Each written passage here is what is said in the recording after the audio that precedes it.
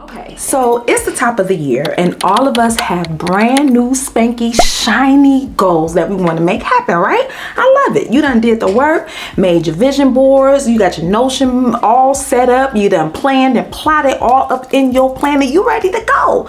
Now, I was gonna make a video about the 12-week year and how to take a big goal and make them into actionable steps. But I think one thing none of us talk about when we're starting something new, starting a new year, starting a new chapter, is the fact that you might be gearing up to face a little bit of rejection. Yeah, I said it. You might be setting yourself up for a little bit of failure only in the beginning. And it's like, how do you deal with that, right? So let's say, for instance, you're like, it's a brand new year, 2025, new year, new me. I'm about to get a new job. I'm tired of living paycheck to paycheck. Or, you know what? I'm starting my business. I'm about to apply for all these grants. Or, you know what? I'm ready to go back to school. Let me get some scholarships. And so you start applying for stuff. You like, I can do this. God got my back. I'm ready to go, baby. And you start getting those rejection letters, right? The ones that's like, hey, we really enjoyed your interview, but we decided to go a different direction. Or, hey, you know, thank you for applying for this grant, but we awarded it to these people. Or, hey, I know you want to come to my school, but your grades weren't really up to par.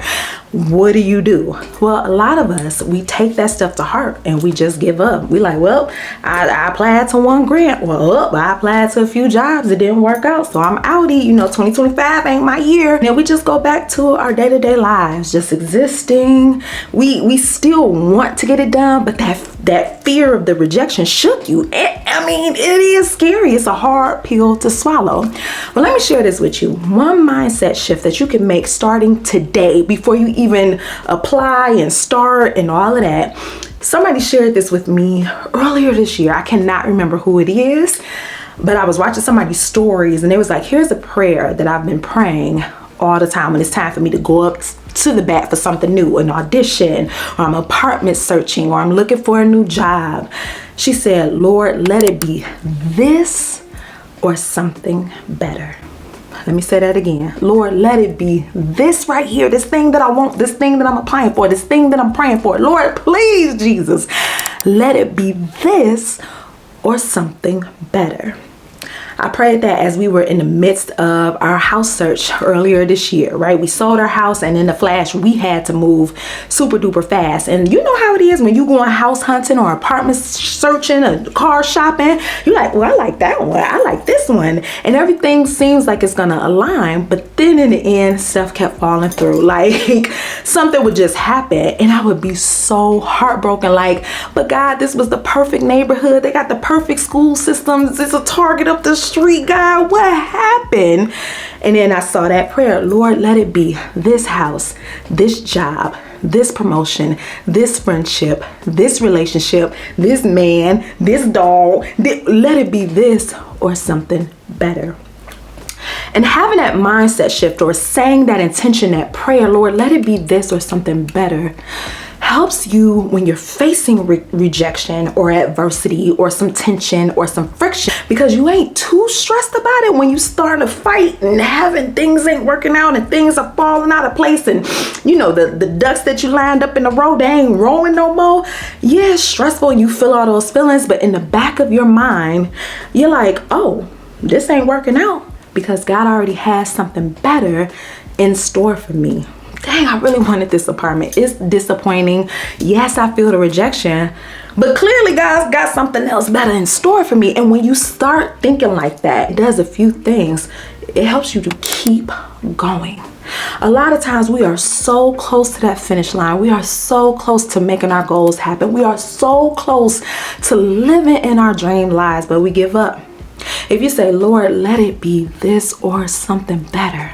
When you facing rejection, when you facing a no, when you facing several no's, feel those feelings because it sucks. And we not about that like toxic positivity where we don't feel our feeling, because then after that you're gonna need some therapy, right? Feel it, soak, give yourself 24 hours, give yourself a week to feel the feelings. Then after that, you know, you like, you know what, I just believe that there's something better out there for me, right?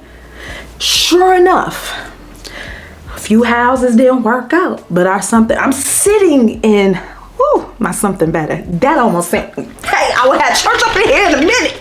That almost put me over the edge.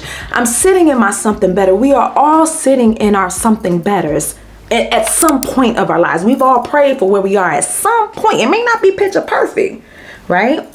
Not every aspect of your life, obviously, but there are some points, some parts of it where it's like, dang, this was the something better I was praying for. So keep that in mind before you step foot in that job interview. Say, Lord, let it be this or something better. Before you hit send on that, grant application, Lord, let it be this or something better, right? Because you never know. You tripping about a $2,000 grant, baby. The something better, $25,000 might be, across the street and it's on its way, right? This or something better. This or something better. Let that be your mantra for 2025, because it's gonna be mine, and it really does help when the tough get going, when the ish is hitting the fan. Let it be this or something better. And it helps take off that pressure that this gotta be the one. This right here gotta be the one. I hope it is, but if it ain't, I'ma relax, I'ma chill, I'ma keep doing my thing until something better comes along. Okay, so we talked about the mindset shift, right? The prayer, Lord, let it be this or something better, right? I love a good mindset shift, but baby, we need some actionable tips.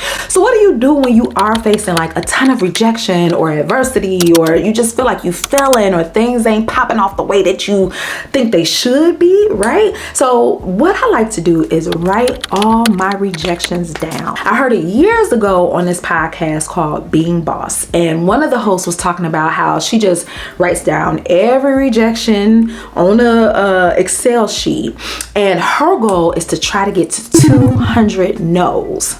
I know that sounds so counterintuitive. Like, she's like, I want to get 200 doors slammed in my face. Who want to do that? I don't want to hear no ever. I just want to hear, yes, you're brilliant, you're fabulous. Here's the money, here's the brand deal. Congratulations, here's the keys. I don't want to hear no door closing in my face. Like, what the heck?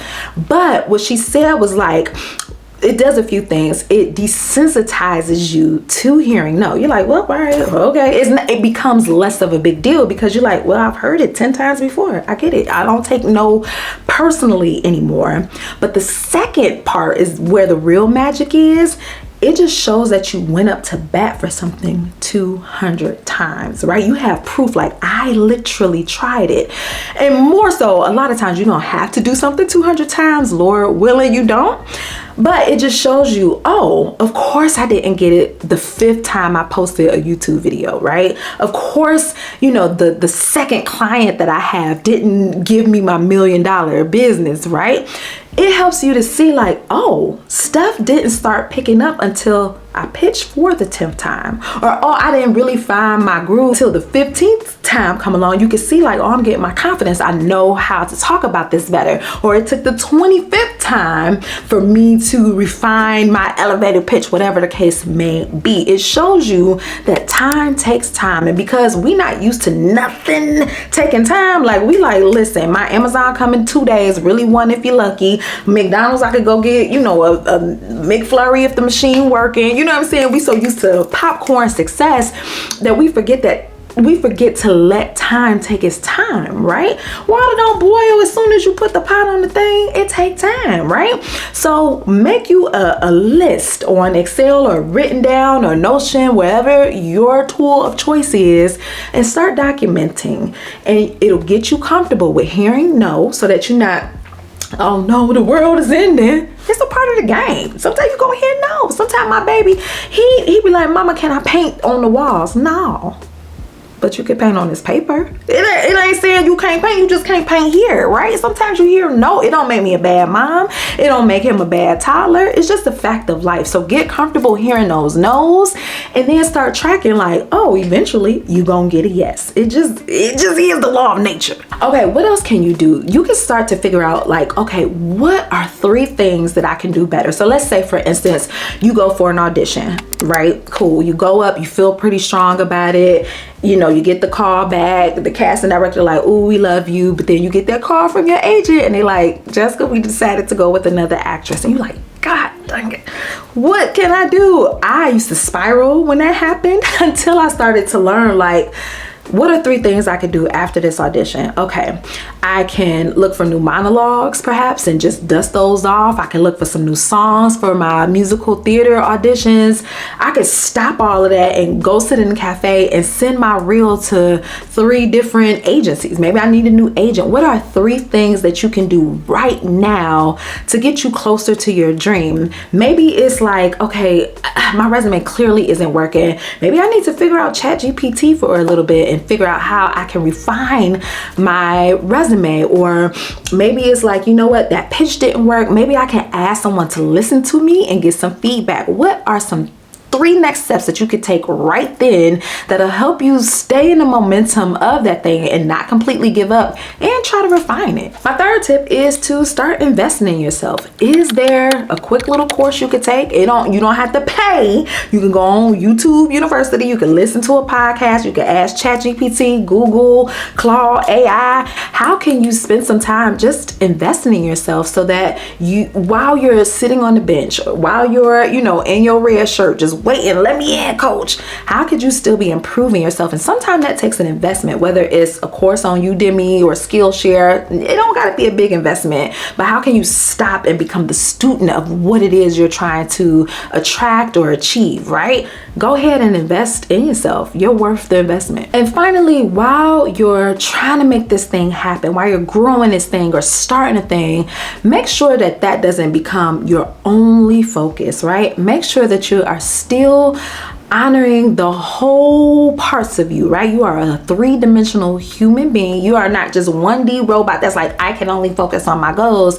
Make sure you are still seeking out joy, still enjoying your life, whether that's going out to the movies, hanging out with your kids, going on solo days, hanging out with your friends. Do something that still sparks joy. Is it knitting? Is it going swimming? Is it baking? Do something that keeps your mind off of that thing. Like, of course, we want to work hard and be diligent, but sometimes you could drive yourself nuts if you aren't keeping the scales balanced by still showing up for your real life and having fun, seeking out joy and doing things just for pleasure, right? You're not a robot. And honestly, that's how we burn ourselves out a lot and build up so much resentment, is when we just have this tunnel vision and just ditch the rest of our lives. Make sure you are still seeking joy while you're in the midst of this goal hunt, this goal search that you're doing in 2025 and beyond. So y'all, thank you so much for watching today's video. That's it. I just wanted to share that simple prayer because it really does help when things just aren't going your way. Lord, let it be this or something better. If you like content like this, be sure to subscribe, like, comment, share, do all those things. Be sure to check out my stationery company so you can get some tools to help you with some mindset shift. I sell planners and digital planners and stickers and all of that jazz. Follow me on Instagram. I'm at the Sunday Jumpstart. I love you. I'm praying for you and rooting for you. I'll be back here Sunday with a brand new video, and I'll see you soon. Bye.